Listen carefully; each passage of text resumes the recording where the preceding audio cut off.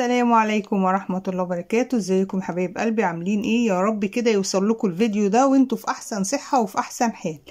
النهاردة احنا ان شاء الله مع بعض في قناة اوريجينال للاكسسوارات هنعمل فيديو قوي جدا، فيديو قنبلة من الفيديوهات اللي بقالنا كتير ما عملناهاش فعلا، وهو فيديو ازاي ان انت تبدأي مشروع الاكسسوارات وايه المبلغ المطلوب ان انت تبدأي بيه مشروع الاكسسوارات. طبعا الفيديو بتاعنا النهاردة هيبقى حلو جدا بالنسبة كمان لو اي حد مبتدئ ولسه متردد. لا، ما تترددش، ابدأ واتكل على الله. خايف من البيع وخايف من ان انا مثلا معرفش ابيع او اعمل، اتكل على الله. بس البداية النهاردة معانا عشان نكون واضحين وصراحة في الفيديو بتاعنا. انت عشان تبدأي مشروع الاكسسوارات او اي مشروع عموما لازم، مفيش حاجة اسمها انا بتكسف انا بتحرج، لا، لازم يكون عندك الجراءة. يعني ايه عندك جراءة؟ انت لازم ما تتكسفيش. البيع والشراء ما فيهوش كسوف. انت مثلا لما هتخشي على التاجر بتقولي له بتعرضي بتاعتك، هتتكسفي ليه؟ انت ما بتقوليش اديني سلف، ما بتقوليش اديني حاجة لله، انت بتعرضي بضاعة. خد ما خدش ما خدش. فاهمين قصدي ايه يا حبايبي؟ يعني انتوا بتعملوا حاجة ما تخجلوش منها عشان تبقوا مكسوفين مثلا وانت داخلة بتعرضي حاجتك. انت مش بتعملي حاجة مش كويسة، لا بالعكس. كمان البداية بتاعتنا او المشروع بتاعنا دوت، حتى لو انتي من الناحية المادية، طبعا احنا شايفين الدنيا وبتاع، واحنا كل حد بيفكر دلوقتي يعمل مشروع عشان يرفع مستوى المعيشي او يساعده في مستوى المعيشة بتاعته. حتى لو انتي مش محتاجاه او انت مش محتاجه عشان تزود دخل، على الاقل يعني لو مثلا بنت بتدرس هتبقى عايزة مثلا مصروف شخصي زيادة ليها هيساعدها. لو ست مثلا عايزة مصروف شخصي لنفسها، بدل مثلا ما يعني اعتمادها كل يبقى على زوجها او والدها او كده، لا، يبقى هي مثلا ليها قرش شخصي بتعتمد عليه. القرش دوت هي بتجيبه بنفسها. المشروع بتاعنا النهاردة احنا هنبدأه مش بمبلغ كبير خالص. احنا المبلغ بتاعنا اللي هنبدأ بيه يعني ممكن يبدأ من حوالي، يعني مش هيعدي 1000 جنيه. المبلغ بتاعنا مش هيعدي 1000 جنيه. هنبدأ نقول الحاجات بتاعتنا وهقول لكم أسعار كل حاجة وإزاي نبدأ. يعني ليه السؤال ده سألته كتير، كذا حد من حبايبي بيقول لي أنا عايز أبدأ مشروع الاكسسوارات بس مش عارف أبدأ إزاي. طب إيه الأدوات اللي أنا محتاجة عشان أبدأ المشروع؟ طب إيه الحاجات اللي أنا محتاجة؟ طب إيه المبلغ اللي أنا محتاجه؟ كل الكلام ده النهاردة إن شاء الله هنتكلم فيه مع بعض. أتمنى إن الفيديو بتاعنا النهاردة يعجبكم. بس زي ما انا النهارده ان شاء الله مش هبخل عليكم باي معلومه، وزي ما انتوا اتعودتوا مني ان انا ما ببخلش عليكم باي معلومه واي خبره عندي بقدمها لكم. يا ريت ما تبخلوش عليا بلايك من ايديكم الحلوه واشتراك في القناه اللي لسه ما اشتركش. وهنبدا بقى، يلا. واعذروني على المقدمه دي بس كان لازم اقولها لكم في البدايه.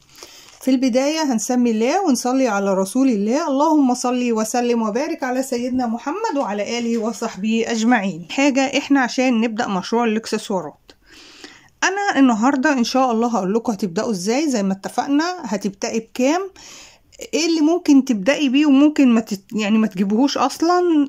كمان هديكوا ارقام لمحلات، سواء محلات تغليف، محلات اكياس، محلات بتشحن، ومحلات مثلا حتى لو ما بتشحنش على الاقل اسعارها كويسة. النهاردة ان شاء الله هقدم لكم كل ده في الفيديو بتاعنا. بسم الله الرحمن الرحيم.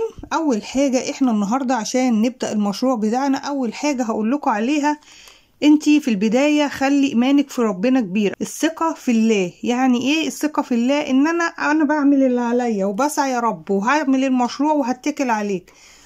ربنا يعني قال حاجة، انا عند ظن عبدي بيه. فظني انت ابدأ مشروعك وظنك في ربنا ان شاء الله ربنا مش هيغزلك. ربنا قال اسعى يا عبد وانا اسعى معاك. ربنا مش هيغزلك او مش هيغزلك.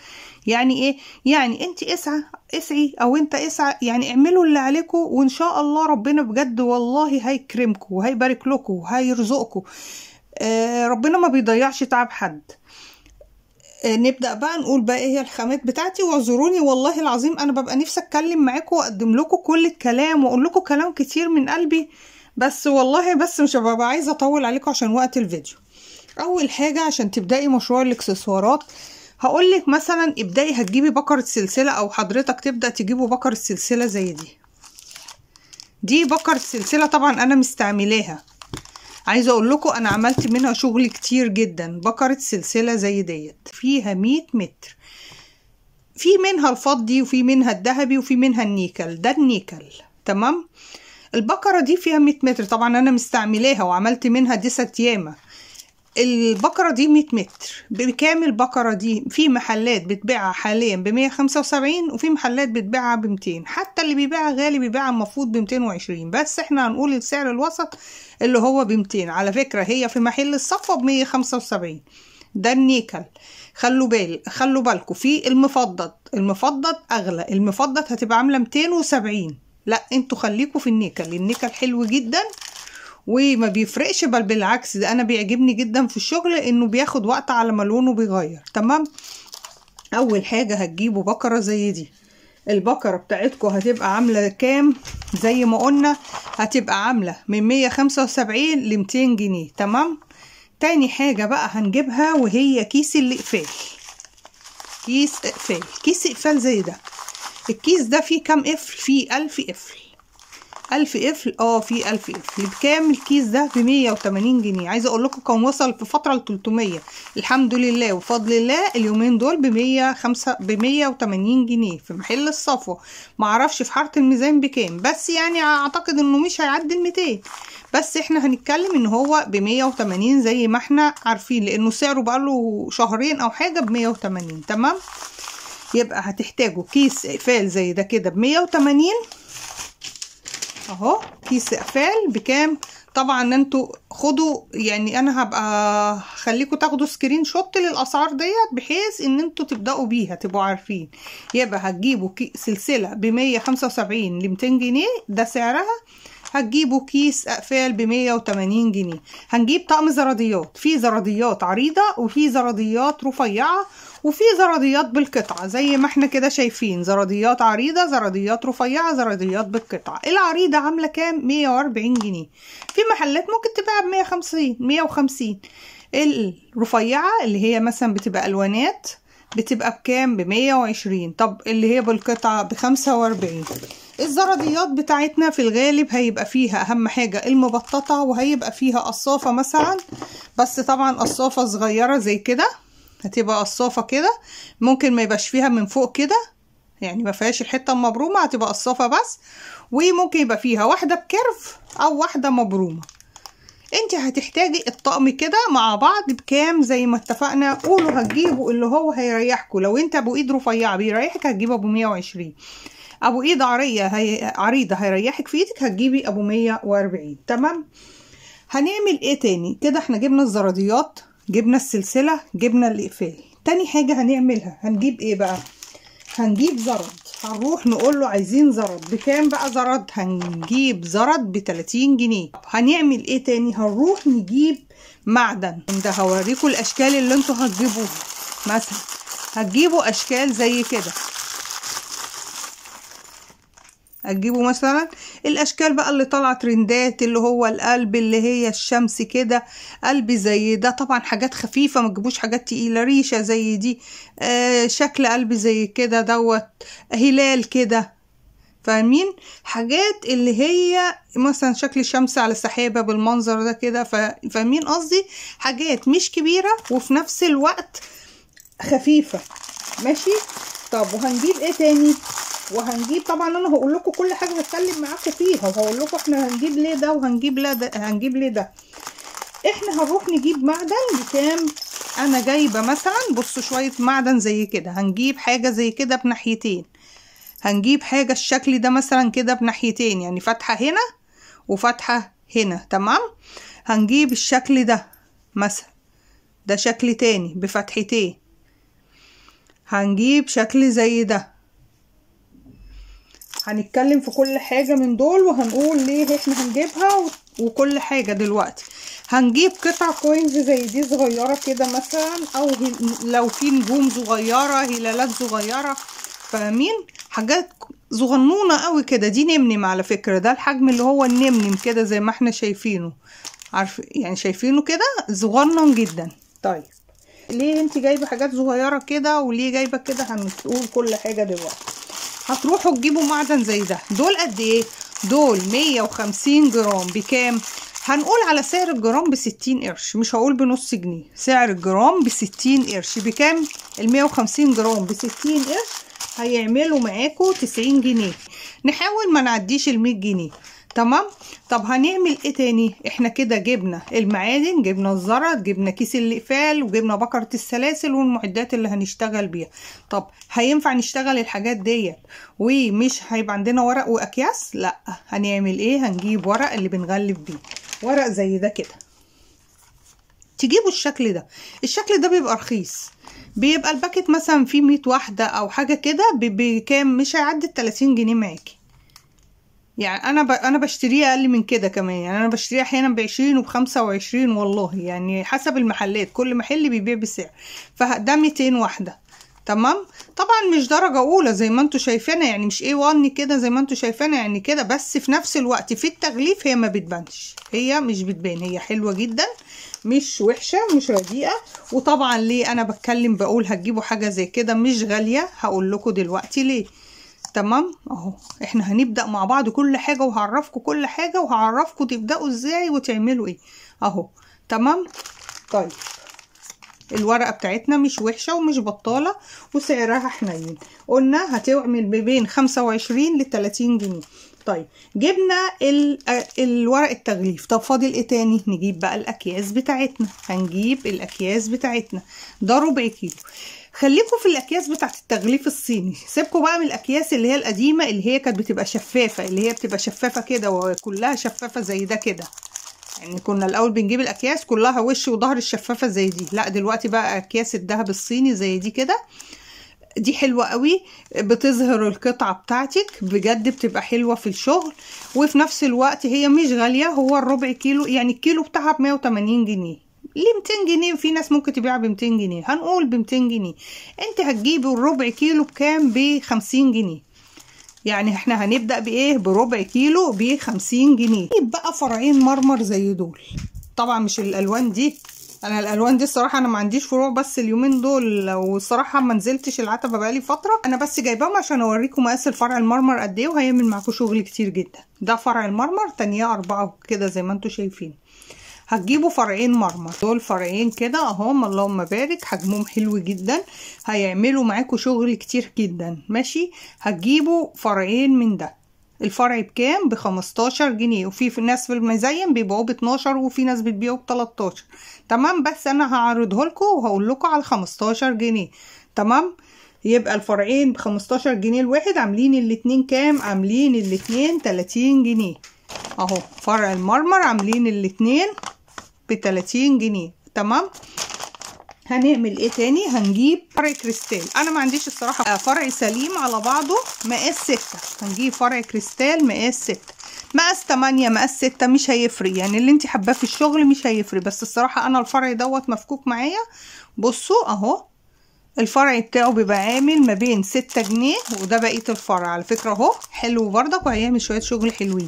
عايزه تجيبي فرعين او عايزين تجيبوا فرعين، هاتوا فرعين من اللي هو مقاس 6 ده. بيبدأ من 6 جنيه، وفي ناس بتبيعه ب8 جنيه، وفي ناس بتبيعه ب7. تمام. حتى لو قلنا ب8 جنيه ماشي. انا هوصلها وهنقول ب7 جنيه. هنجيب فرع. انا بالنسبه لي هتجيبوا فرع، ممكن عايزه تجيبوا فرعين هاتوا فرعين، بس انا بقول مثلا هنبدأ بفرع بكام؟ ب7 جنيه. خلاص.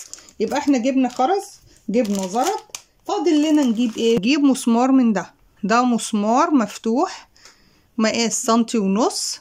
تمام. هنجيب ب20 جنيه مسمار مفتوح كده، هرسه كده مفتوحه كده من فوق، مقاس 1.5 سم. ليه مقاس 1.5 سم؟ لان احنا جايبين خرز مقاس 8 وخرز مقاس 6، فانت مش هتلاقي اقل من كده. يعني نادر لما بيبقى فيه المقاس اللي هو اصغر مقاس اللي هو مقاس سنتي، فده المتوافر اكيد هتلاقيه. فهتجيبوا المقاس دوت، المقاس 1.5 سم. في الخرز ام 6 المقاس 6 هنقص منه. تمام. وهنجيب ده هنجيب ب20 جنيه، وهنجيب ب20 جنيه مسمار من ده ابو راس كده زي ده كده اهو، مسمار مقفول اهو. بصوا الفرق عشان برضك حبايبي المبتدئين ياخدوا بالهم من الفرق. بصوا ده ليه راس وده ليه راس كده، يعني بصوا ده شكله ايه وده شكله ايه، متهيألي واضح لكم قوي. هتجيبوا ب20 من ده و20 من ده. تمام. ابيض. خدوا بالكم من حاجه يا حبايبي، انتوا مش ملاحظين حاجه؟ انا مش هعرض معاكم شغل ذهبي بجد، حذاري وبكررها لكم، حذاري تبدأي بمشروع الاكسسوارات تجيبي ذهبي.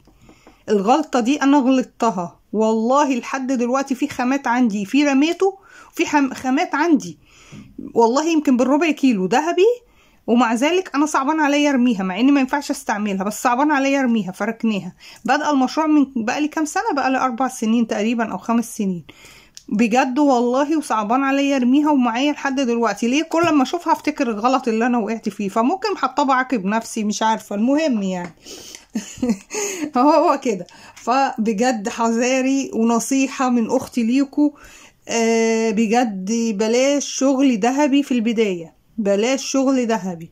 خلوا بالكو، ناس كتير من اصحاب المحلات برضك ما بيحبوش ياخدوا شغل ذهبي، نادر لما هيتاخد منكو. ليه؟ لان هم عارفين ان الذهبي بيغير. طيب هنعمل ايه تاني؟ هنجيب بقى سلسلة زي دي، بس مش هنجيب بكرة، هنجيب سلسلة زي دي ألمونيا او مبرومة، دي اسمها سلسلة مبرومة اهي. ليه هنجيب زي كده او ألمونيا؟ انا عايزة حلقاتها عريضة كده. ليه؟ لان دي اللي هنستعملها كسلسلة تطويل، دي هنستعملها كسلسلة ايه؟ سلسلة تطويل. تمام كده. فاحنا هنجيب كم متر بقى من ديت؟ هنجيب منها مثلا لو المتر ب6 جنيه هنجيب 5 متر، لو المتر ب5 هنجيب 6. المهم ان احنا نجيب بكام سلاسل تطويل؟ هنجيب سلاسل تطويل ب30 جنيه، ما نعديش ال30 جنيه. تمام كده. وجبنا مسمار ب20 ومسمار مفتوح ب20 ومقفول ب20. طب الدستة بقى هنبص بقى، احنا كده جبنا كل حاجة، جبنا قفال، جبنا ورق، جبنا خرز، جبنا سلاسل، جبنا كل حاجة، جبنا ادوات هنشتغل بيها. طيب هنعمل ايه بقى؟ اول حاجة احنا هنبدأ بمشروع السلاسل. السلسلة بيبقى طولها كام؟ السلاسل اطوال، في من 35 سنتي لحد ممكن 70 سنتي لو انت عايزة، وممكن اكتر. بس احنا هنعمل السلسلة اللي هي التقليدية، المقاس اللي هو ممكن يبقى كله بيحبه، او مقاس طبيعي لبنات او اي حد. المقاس يبقى مثلا ايه؟ 50 سنتي، 50 سنتي. بصوا السلاسل هتعملوها مش هتحطوا لها سلاسل تطويل، هتعملي السلسلة 50 سنتي. فلما هنعمل السلسلة بتاعتنا 50 سنتي، بصوا بقى التكلفة معاكم هتبقى ايه. دستة السلاسل هتبقى قد ايه؟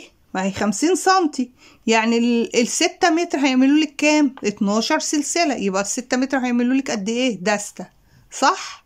هتعمل دستة بكام بقى؟ اهو هيقفوا عليكم بكام؟ لو المتر لو البقرة 100 متر يبقى هتقف عليكي مثلا بكام المتر؟ ب2 جنيه. خلاص 2 جنيه في 6 جنيه، في 6 متر هيتعمل معاكي 12 جنيه. يبقى هتعمل سلاسل قد ايه معاكي؟ ب12 جنيه سلاسل. طب اقفال بكام؟ القفل هيقف عليكي بربع جنيه في الكيس، هيقف عليكم بربع جنيه في الكيس، يعني ال 12 قفل هيعملوا كام؟ 3 جنيه. تمام كده. طيب هنعمل ايه تاني؟ هنجيب بقى، هنقول مثلا هنحط المعدن اللي احنا جايبينه اللي هما ال150 جرام، القطعة الصغيرة الحلوة بتاعتنا اللي احنا وريناها لكم، النجمة والهلال والقلب والحاجات دي. هنحط قطعة، هنقول ال 12 سلسلة اللي هي الدستة هتاخد لعب بكام؟ ب6 جنيه. تمام. طيب فاحنا كده حطينا 12 جنيه سلاسل، تمام، مع 3 جنيه قفال، مع 6 جنيه لعب، كام؟ 21 جنيه. هنقول بقى بالتقفيل بتاعنا هتبقى بكام؟ هنعمل سلسلة عادية ما فيهاش اي حاجة، سلسلة. وعايزه اقول لكم السلسله دي اقل حاجه في الشغل، ما بتاخدش معاكي الدسته وانت قاعده، حتى والله ما بتاخد نص ساعه. تك تك تك، قطع قطع قطع، حط اللعبه، اقفل الاقفال والزرط، تمام، خلصت السلسله بتاعتك. ما خدتش نص ساعه الدسته خلصت. يعني انت ممكن تعملي 10 دست في نفس اليوم. تمام. هتاخد منك قد ايه؟ هنقول مثلا بقى بالتقفيل بمثلا الزرد، هنقول بقت الدسته بكام؟ ب30 جنيه. لو انت رحتي بعتي الدسته لمحل مثلا القطعه ب5 جنيه او القطعه ب6 جنيه، يعني انا لو بعت القطعه ب5 جنيه هتجيب لك الدسته 60 جنيه. بعت القطعه ب6 جنيه الدسته هتجيب لك 72 جنيه. انت المكسب اللي هيكون دخلك كام؟ يا 30 جنيه يا 42 جنيه. تمام. يعني لو بعتيها ب6 هتكسبي 42 جنيه، بعتيها ب5 هتكسبي 30 جنيه او هتكسب 30 جنيه. تمام. يبقى احنا كده طيب هنعمل ايه؟ السعر حلو جدا، فانتوا لما هتعمليها ب30 جنيه وانت نزلت على المحل اللي بتقولي له سلسله ب5 جنيه حلوه جدا هياخدها منك. بس في حاجه، المحلات في هدايا الفصال، يعني غاويين ان انت مثلا بتقول لهم ب5 جنيه يروحوا ردين عليك ويقولوا لكم لا دي ب4 جنيه حلوه قوي. لا، فاحنا بقى نخلينا ناصحين، نروح مثلا انا نيتي هبيعها ب5 جنيه هروح اقول له ان السلسله دي ب6 جنيه عشان اتبت معاه في ال5 جنيه. فانا لو تبت في ال5 جنيه وبعت الدستة ب60 جنيه انا كسبان 30 جنيه حلوه قوي. طب في حاجه، المحل لما هيتعامل معاك مره واتنين هو مش هياخد دستة، يعني ممكن في الاول ياخد دستة لكن مع الوقت مش هياخد دستة بس، مع الوقت هياخد منك، هتلاقيه بيقول لك ايه، هات 5 دست، هات 10 دست، هات 4 دست. في محلات والله بتوصل انه يطلبوا 50 دستة، يقول لك عايزين 50 دستة. طب احنا كده عملنا سلاسل، طب ممكن نعمل ايه تاني؟ ممكن نعمل من نفس البقرة. طب انا كده عملت من البقرة دي اللي هي 100 متر عملنا كام دستة؟ عملنا 10 دست. خدوا مننا قد ايه؟ خدوا مننا 60 متر. تمام. طيب عملنا 10 دست خدوا مننا 60 متر. طب باقي عندنا 40 متر. ال10 دست دول 10 في 30 كسبنا 300 جنيه. يعني انا كسبت كده في السلاسل كام؟ 300 جنيه. طبعا حد ممكن يقول لي لا مكسب بسيط، بس عايزه اقول لكم حاجه، مكسب بسيط ده في الاول وانا لسه ببدأ حلو جدا، مع الوقت ربنا يكرم وان شاء الله في النص تدخلوا بعد كده، انتوا بس مجرد تجيبوا الزبون، بعد كده هتلاقي نفسك بتخش في شغل اكبر، بيطلب منك حظاظات، بيطلب منك حاجات. انتوا فاهمين قصدي ايه؟ انا فاهمه ان انا قصدي في البدايه مكسب بسيط، وتبداوا بحاجه بسيطه. ابداوا بسلاسل وانسيالات وخلاخيل، ما تبداوش اكتر من كده، بحيث الخامات اللي انا اتكلمت عليها النهارده هي اللي هتعملوا بيها كل ده. احنا خدنا 60 متر من البقره دي، فاضل معانا 40 متر. تمام. هنعمل مثلا ايه؟ دست بقى انسيالات ال2 متر وربع واقل، والله 2 متر مثلا حوالي 10 15 سم هيعملوا معاكم دستة انسيالات. ال2 متر ونص هيعملوا معاكم دستة خلاخيل. ليه؟ مثلا الانسيالات بتبقى 17 سنتي، الخلاخيل بتبقى كام سنتي؟ 22 سنتي. سلاسل التطويل هنا جه دورها بقى، هنستعملها في ايه؟ احنا في السلاسل العاديه ما حطيناش سلاسل تطويل، سلسله تطويل، لكن في الانسيالات والخلاخيل هنضطر نحط قطعه سلسله تطويل. قطعه سلسله التطويل ما تعدهاش 4 سنتي، اعملوها 4 سنتي 5 سنتي بالكتير، ما تزيدش عن كده. فاحنا عشان كده بقول لكم هتجيبوا مثلا ب30 جنيه منها بس هتعملوا بيها شغل الانسيالات والخلاخيل. هنعمل بقى ايه؟ كام دستة خلاخيل بنفس الورق. ازاي؟ الورق ده فيه كده اهو، الورق ده بيتفتح هنا كده، عشان كده قلت لكم هاتوا الورق ده. هيتعمل كده تمام. هيتقفل القفل بتاع الانسيال هنا كده ويتدلدل الانسيال. تمام خلاص. طب بلاش خلاخيل عشان ما نضطرش ان احنا نجيب اكياس تانية للخلاخيل واكياس تانية وورق للخلاخيل، خلينا انسيالات وسلاسل بس. فاحنا هنقول سلاسل بس وانسيالات. ليه؟ لان الورق ده والاكياس دي هي اللي هتستخدموها في الانسيالات وهي اللي هتستخدموها في السلاسل. تمام. هتعلقوا الانسيال من هنا كده وينزل كده وتدخلوها في الكيس من فوق كده بالمنظر ده كده اهو، عشان حبايبي بردك الجداد اهو، هيبقى نازل الخلخال معاكم كده والورقه كده. تمام. طب السلسله هتدخل كده على الورقه بتاعتي. طبعا انا لو حد بقى عايز لينك التغليف يقول لي وانا هبعت لكم، عشان بس ما اطولش وقت الفيديو ابعت لكم فيديو التغليف، ازاي تغلفوا انسيالات، ازاي تغلفوا خلاخيل، كوليهات، اي حاجه محتاجين تغلفوها هبعت لكم اللينك بتاع فيديو التغليف. فاحنا هنبدا المشروع بتاعنا بسلاسل وانسيالات. بقره السلاسل هتعمل لك اكتر دست كتير من الخلاخيل من الانسيالات، وهتعمل لكم 10 دست من السلاسل. تمام.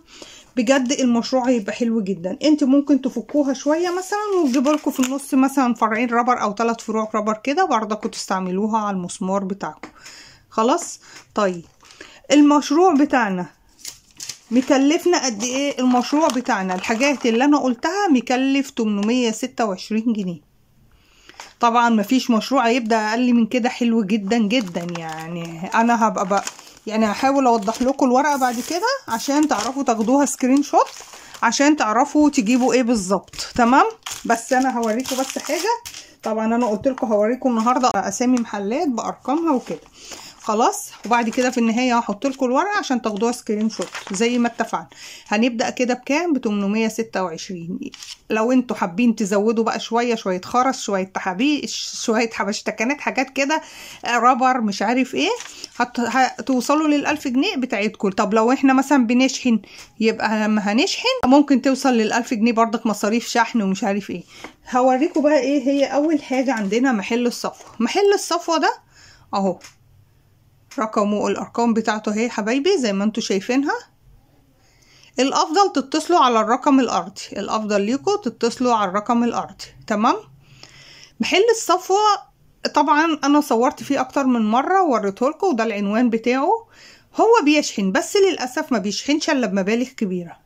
تمام. عشان تبقوا عارفين، عشان لو حد من حبايبي حابب انه يشحن، لا هو مش بيشحن الا بمبالغ كبيره لو عايزين كميات كبيره.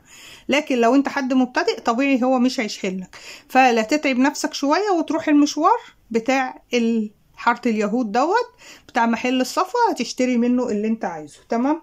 طب في محل ايه تاني؟ في محل طبعا واحنا صورنا فيه برضك شركه السبيل. ده محل شركه السبيل. اتصلوا على رقم اللي هو مكتوب جنبيه علي. تمام. اهو المحل ده بيشحن، وبيشحن باسعار رخيصه واسعاره كويسه جدا برضك زي الصفوه، ما يفرقش كتير، حتى لو فرق بيزيد حاجات بسيطه. تمام. ده محل شركه السبيل طبعا. بس لو حبايبي يقدروا يروحوا المشوار يروحوا الصفوه، حلو جدا برضك. تمام. انا بس بقول لكم كل حاجه في الفيديو. في محل تاني بس الصراحه هو يعني انا سالته قال بشحن، بس انا ما عنديش فكره. بس انا الصراحه بروح اشتري منه، وده 3H ومفيش حد ما يعرفوش، وده ارقام التليفونات بتاعته. ده محل 3H، وطبعا محل 3H لا غنى عن التعريف عنه، اسعاره تحفه برضك وحاجته جميله جدا. ودي ارقامه، ممكن برضك تسالوه لو في شحن يشحن لكم. طيب ده شركه اليسر، وده اللي هتلاقوا عنده برضك بقى القلوب والحاجات اللي هي الاكياس ام 5 جنيه وحاجات كتير منها. عنده بيبقى خرز التفسيره بانواعه، عنده كل الحاجات دي. ده شركه اليسر، ودي ارقام التليفونات. ودي هو قال لي، انا سألته قال لي بشحن. تمام. اهو ده برضك. طب بالنسبة بقى لورق التغليف واكياس التغليف من المحل ده، في المحل ده. وفي محل استاذ محمد، لا لو حد محتاج رقمه هقول له عليه، ده في حارة اليهود، يقول لي وانا هبعت له رقم التليفون. وفي محل دوت ده في درب البرابرة، وده رقم التليفون. ده برضك بيشحن، بس بيشحن بكميات كبيرة، يعني ما تقولوش عايز ربع كيلو، لا بيشحن لو محتاج كميات. ده محل الفاروق، عنده اكياس بكل مقاساتها وبكل اشكالها، عنده ورق بكل اشكاله. تمام. في درب البرابرة، لو سألتوا عنه. او في محل كده اسمه المنشاوي على نص شارع درب البرابرة، لو دخلتوا من الشارع دوت لجوه كده هتلاقوا، اسألوا على محل الفاروق هتوصلوا له دوت برضك. وده بيشحن زي ما قلت لكم. بالنسبه لنا انا كده قدمت لكم كل حاجه، ازاي تبداي المشروع، ازاي تبداي الحاجه، ايه المحلات اللي انتوا ممكن تستعينوا بيها لو انتوا مثلا مش من المحافظه عندنا هنا وحابين حد يشحن لكم. دي المحلات ودي اسمائها ودي عناوينها. انا ليه جايبه بقى هقول لكم دلوقتي. انا ليه جايبه مثلا اشكال زي دي عشان برضك حبايبي اللي لسه هيبدا. انا جايبه اشكال زي كده عشان مثلا لو هيعمل انسيالات بزرد من هنا وزردة من هنا وخلص الانسيال بتاعه. دي نفس الوضع. تمام. ممكن يجي في النص بقى ينزل خرزة كريستال، خرزة مرمر بمسمار مقفول. على فكرة انا عاملة افكار كتير لانسيالات وخلاخيل باسعار حلوه جدا، بالعكس اسعارها ما بتكلفكوش 4 جنيه. انا عامله بجد انسيالات وافكار كتير منها. لو حد برضك محتاج الفيديوهات دي يقول لي وانا هبعت له اللينكات بتاعتها، لو هو عايز افكار للانسيالات الرخيصه. هنجيب برضك الكوينز دي ليه؟ لان ممكن نعمل بيها افكار سلسله. يعني هقول لكم انتوا ممكن تعملوا كده سلسله، مش انسيال ولا قفل، مش انسيال، لا نعمل سلسله، نجيب زرده من هنا وزرده من هنا وناخد السلسله بتاعتنا، ودي تبقى اللعبه دي كده في النص. تمام. ممكن نيجي من الجناب كده ننزل بقطع كوينز زي دي، مع قطع كريستال مع قطع مرمر. طبعا دي مش هتبيعوها ساعتها ب5 جنيه، لا هنا هي نفس مقاس السلسله بنفس لعب المعدن، بس مش هتبيعوها ساعتها ب5 جنيه، لا انتوا هتبيعوها اكتر. بل بالعكس القطعه ممكن تبيعها مش اقل من مثلا 8 جنيه 10 جنيه كده. فاهمين؟ بدعوا فيها يعني. الحبه الخامات اللي انا قلت لكم عليها دي انتوا ممكن تلعبوا بيهم والله وتكسبوا منهم مبالغ.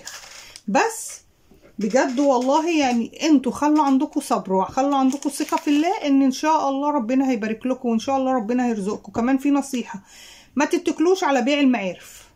مش حتى لو بعتوا هتبيعوا ايه؟ هتبيعوا قطعتين؟ هتبيعوا 10؟ هتبيعوا 20؟ ما تتكلوش على بيع المعارف. ما تتكلوش على بيع النت. بيع النت برضك في البداية مش زي ما انتوا تتخيلوا، مش اللي هيديكي.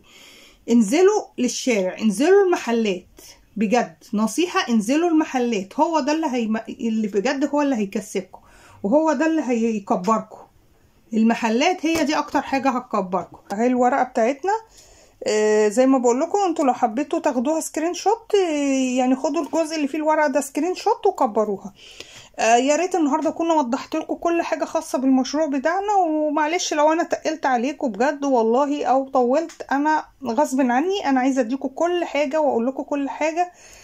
انا لو قعدت اقول لكم واكلمكم كتير في المشروع وكده انا ممكن اخد معاكم اليوم كله. بس اهم حاجه انتوا ما تتضايقوش مني. دلوقتي اقول لكم السلام عليكم ورحمه الله وبركاته.